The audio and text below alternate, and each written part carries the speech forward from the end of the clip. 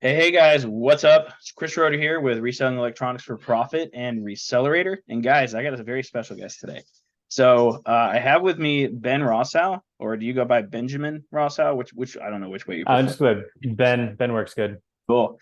So I have Ben. A lot of you repair shop owners, you should know him. If you don't, you probably should. He's the guy that's always telling you that your repair shop is too complex.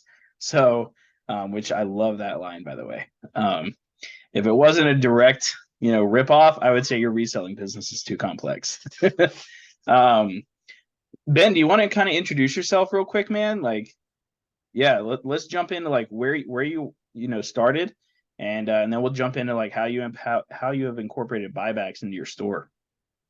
Yeah. So to kind of go way back when I first started a store in 2012, and I'd come from like I worked at AT&T for a couple of years there, so like a sales background, but opened up a store, and just over the years, ups and downs and all that kind of stuff. And now eventually, from where I'm at now, we got a store here in Longview, Texas, a couple of employees, and we had never really done buyback before. Well, I guess to kind of give a little more background. So like, to kind of talk about the repair shop being too complex. After a while, we did start a program to help repair shops because like the big drastic difference that I saw for myself is I was held hostage by my store, wasn't really able to do much, even in my personal life. Figured all that out by implementing SOPs and all this systems and structure, and then started teaching other repair shops, which now that turns into ProFixer, which we teach, all kinds of things and help business owners make their repair shops run better. But with that, we had never really done any kind of buyback at all. That was like a really weak spot for us. And then ran across Christopher, and so that's kind of where we are now. Been in this program, super hands off from my repair shop anyway. So that was kind of my big worry. I remember getting on a call with him, being like, I don't do anything there anyway. I don't want to go pick up phones. I like my life the way it is. But yeah, we bought back a ton, and so but that's where we're at now. Repair shop, super hands off, but I've been doing the reselling for a couple months now, and it's going really well. Yeah, so we're about 2.5 months in with Ben here, and he was just telling me before the call that he's mostly buying back like PS4s, PS5s, and stuff like that right now. For a little context there, Ben, you guys do soldering and you fix HDMI ports and you do stuff like that. So what Mhm. you guys decided to do is buy back the consoles. What are you buying back the typical PS4 for right now? Depending, we have like a three price tier on it. If it doesn't work at all, it's $25, but it has to be in clean condition. Can't be sat in in the yard or anything like that. So $25 for something that doesn't work. A lot of those are coming in as just HDMI, or coming in as just bad power supply, which super easy to fix. It's almost a free job to fix, and you can sell it for quite a bit. We pay 65 if it powers on but has some type of issue, and then 85 for something that works fully. I love it. Yeah, and then you guys are just kind of fixing it and then flipping it. Yeah. And and you told me you had, so I think since the program started, you said I think you bought back 41 total Yeah. It's like PlayStation. right. Yeah, it's like right over 40. Yeah, between like PlayStation, Xbox, like PS5, stuff like that, any console. Yeah, right about a little over 40 right now. So for those of you guys watching that are wondering like if you can fix and flip, typically what I recommend is if you're going to fix and flip, you already have the fixing part down, right? Like that's what I don't recommend learning two things at once. And Ben, I think you would agree with this. Um, Yeah. like master the one thing first and then add on or bolt on the piece there, which is what we did with you. I know you were concerned about Hmm. like adding on buybacks to your business because you thought it was going to take more time. But Hmm. I mean, what did you find out? Like once you started doing it, did it actually take that much more time? Realistically, not like um, I mean, one of the big things that we always tell people, anyways, with all of our trainings is we don't want to like flip your repair shop upside down. We just want to find the little pockets in the day that you can make hyper efficient. So, like, yeah, literally, we haven't spent any extra time at the shop before or after. It's all just fitting into the regular crevices of the day of just regular open time that we already had. So, no extra time needed at all. It's pretty cool. So cool. So we were just actually looking at your ad account before this call, and you've spent a total of $600 Mhm. since you started it on ads.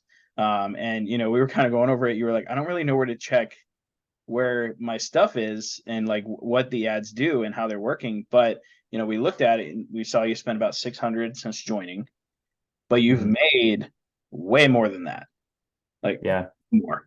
I can't remember exactly what your eBay was when you sent it like a month ago, but it was it was a couple thousand. I think it was like 3,500 Mhm. very quickly first month.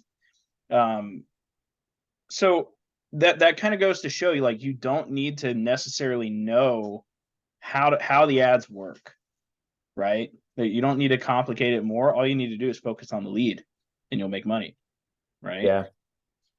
So I do want to talk a little bit about like our onboarding experience with Yeah. Resellerator, because I think that's a little unique. And a lot of people don't know that we actually have an onboarding experience.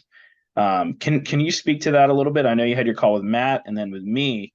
So let's speak to that a little bit.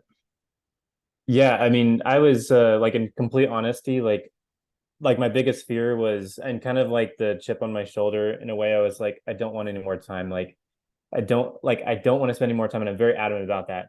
Um, but coming in, I was just like expecting I to like sift through 1,000 documents, like figure this all out. But it's almost like almost felt like it was concierge service, almost in a way. Like you show up, there's all these calls scheduled. They like give you the whole rundown with the exact pricing. Like I didn't have to create anything. Like you can literally look up like what you should say to them, the negotiation, on how to even talk to people, and just the whole process, which that made it super easy for me to be able to train my employees in store, so I don't have to handle all of that. And but the onboarding process, it was I can't remember how many calls it was, maybe like one or two calls or whatever, and then all the Slack channels and all that stuff too. But it was literally like no extra work from me. It was all just delivered. To be honest, I was really impressed. Like I've been in like many programs over the years, and it was yeah, it was like concierge service as far as just like showing up and giving me everything I need on a silver platter, ready to serve. And that's what made it so easy for us. I mean, we literally right out of the gate, like, I mean, just took in tons of stuff. So Yeah, I love it, dude. Yeah, awesome. So, I mean, that's the point, right? Is to make it so easy. One thing that Matt actually calls kind of our process is like predictable success, right? mhm. We give you all the tools, right? Like you're a big SOP guy, right? Mhm. And you tell me, to my knowledge, we have about everything as documented as it could be on how to do it. And so do you for your repair shops. And I'm assuming you do for your program too. So, um, as far as that, like, the game console documents, what to buy, what to sell it for, that was all very clear, very easy to understand. Yeah, I mean, yeah, 100%. That's like what made it work, is because like always for us, like the big thing that we always tell someone is, especially when you're in a repair shop, you don't always have to know the answers in the back of your head. You just know that the document's there, and you can say, hey, I can search this. Like, I don't know the answer right now, but like that's how it felt for us. Like it was like no different. It's like, oh, I don't know what I should say in this. Let me go look it up real quick, search it, and then there it is. And you have literally like a whole couple sheets on like how to negotiate or pricing or whatever it may be. So it was I was, yeah, I was blown away. It was pretty good. Well, I'm happy, dude. That actually makes me really happy hearing that from you. Like the SOP repair shop guy makes me think I know what I'm doing. But no, I'm serious. Like I joined a year-long program. It was a very huge investment. Like, you can buy a car for less than what it costs, and like getting in that one, they're just like, cool, you should just know how to do this. I'm like, no, I thought that's what I was paying for, but like, yeah, so way more thorough than many other programs I've ever been in. Well, I'm happy to hear that. Good stuff, Yeah. dude. So, what is the goal moving into the future? Like incorporating buybacks into your business even more? Like, what's the goal there? Yeah, so the goal for us is we've only focused on consoles right now, and I feel like the super low hanging fruit is VR headsets, just because we've found a ton in our area that we can buy. And to be honest, we haven't bought any, but we've just because we had so much consoles coming in, just mastering that process. But the next thing we want to do is just keep maintaining the consoles and then add VR headsets on that, because we're already bringing a couple grand a month.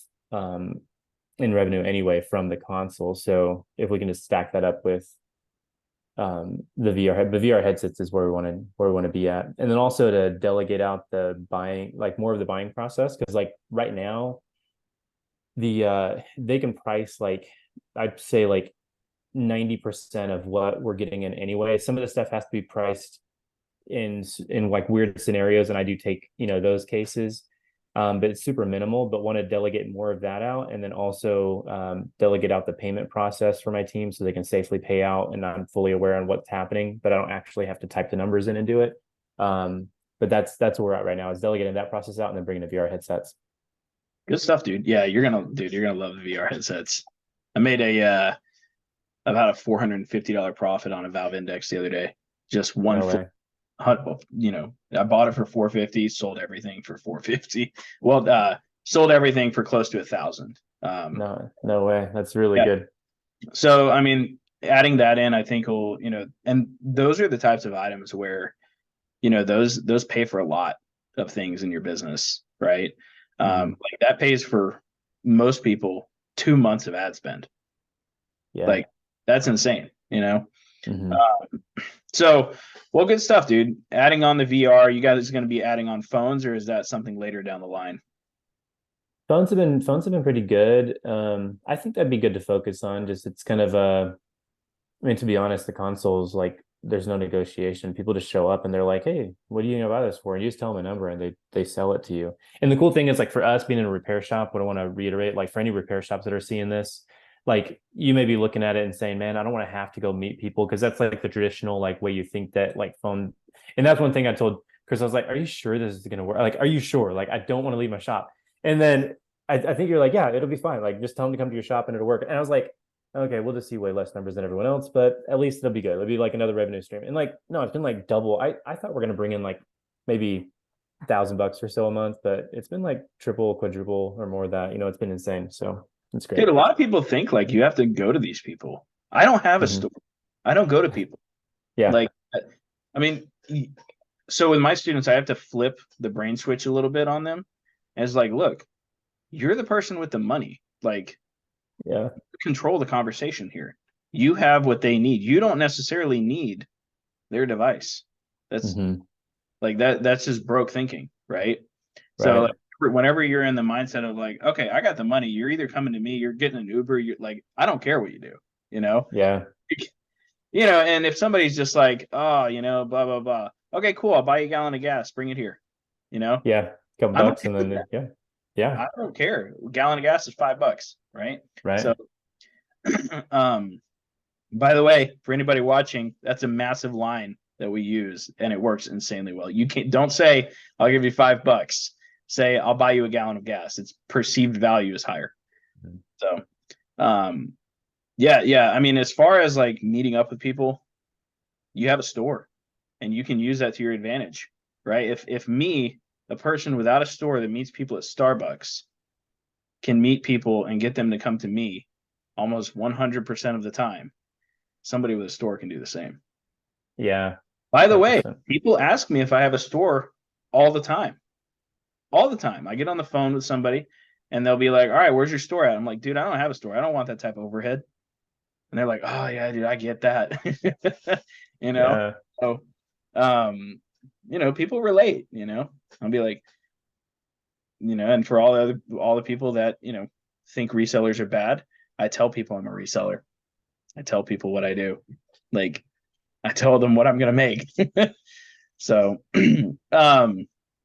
well, dude, that's awesome. Is there anything else that you had a big takeaway? I know we've added a lot of stuff to the program since you joined, because that's just who we are. We're always updating and making things clearer, more focused, and just better to understand. But is there any last takeaway that you've had that you would kind of impart to the flippers and the repair shop owners? Yeah. So especially the one of the big things for us, that so we have some people that do end up bringing their consoles by our store that don't end up selling them. But a lot of times what happens in that case, they're like, well, how much would you give me for this? And we tell them, they're like, that's not, some people are like, that's not really much. But then they're like, well, how much would it be to fix it? They're like, oh, only that? Like, okay, I'll get it fixed anyway. So, like, we've had that, or people telling their friends to bring something by, or going, oh, do you buy phones too? And so we bought back There we you got, we go. bought like a ton of phones, maybe like 5 phones, but they've literally all been, one of the phones we made like $250 profit. And the other phones have been like all around $100 each. So, like, literally getting paid to do $100 conversation. That's all you're doing. It's literally takes maybe 15 minutes in store to make $100. And then all the phones, the great thing about those at least have all been perfectly working devices. And so just immediately sell them and they're 100% good, no repairs needed at all. And it's 15 minutes, $100, and you're, great as far as, or more, because we've had some that are like 240 a piece on those. So it's like, it's nuts. But yeah, the byproduct of getting people in, even if you don't fix, or even if you don't repair or buy back the console, a lot of people are getting it fixed or bringing other stuff by. Just a lot of awareness for your business too. So what you're saying is buybacks create more foot traffic. More foot traffic means more customers. More customer means more offers, and more offers means more money is made. Right? Exactly. Like that's just a trickle down effect of just getting more people in the door. The door swings, right? It's kind of like answering the phone, right? The more phone calls you get, the more money you're going to make. So, exactly. Yep. So, and I like to think of things like that in like the base concepts, right? Like if you have, more than 2 feet walking through your door per day, and it turns into 14 feet, you're going to get more money regardless. So, yeah. So buybacks add to the foot traffic. That's fantastic. And, since you guys have multiple skill sets, you can get money. You can upsell your services, which is a great thing there, right? Like, so we as the resellers, like I don't repair, right? So the way that I upsell, for example, if I can't close a lead, I'll be like, okay, we're not coming to an agreement here, right? So what else do you have? We buy MacBooks, iPads, smartwatches, cameras, VR sets. I did that the other day and I bought 7 items from a guy who wanted to sell me a Note 10 Lite that was cracked. No way. Like, and I made over $500 in profit off of that. So yeah, just being able to like upsell your services the way that you guys do, even though you don't buy back the item, is a super powerful way to make more money. And for sure. And I know most repair shop owners don't do this because here's why. I call them. I have my students call their competition all the time. And a lot of repair shops don't even buy stuff, which is wild. So, but Ben, I appreciate you being on here, dude. Any last final words that you want to give all the people here before we wrap this thing up? The only thing I have to say, just kind of sum it up, is it's incredibly easy. And I'm not saying it's incredibly easy to work 10,000 more hours in your business. Like literally I've worked 0 more hours. And no one's been stressed in my business at all. Like my employees are just trucking along like normal. They're excited to have more things to work on. And so it's been super minimal on the cost too. So even if you don't have a lot of capital, and some people may be afraid of that, like, the ad cost for the 2 months or whatever is like $600.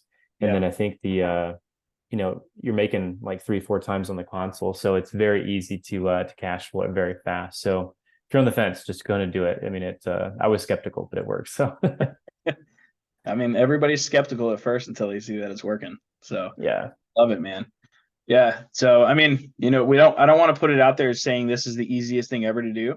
There is a learning curve, right? First 20 hours, you're going to have to work on, getting proficient in everything. But after that, it's not that hard. After that, it's just like retaining mastery, right? Well, I love it, dude. Appreciate you coming on. And, I hope this helps a lot of repair shop owners kind of understand buybacks a little bit better. Yeah, man. Appreciate you having me.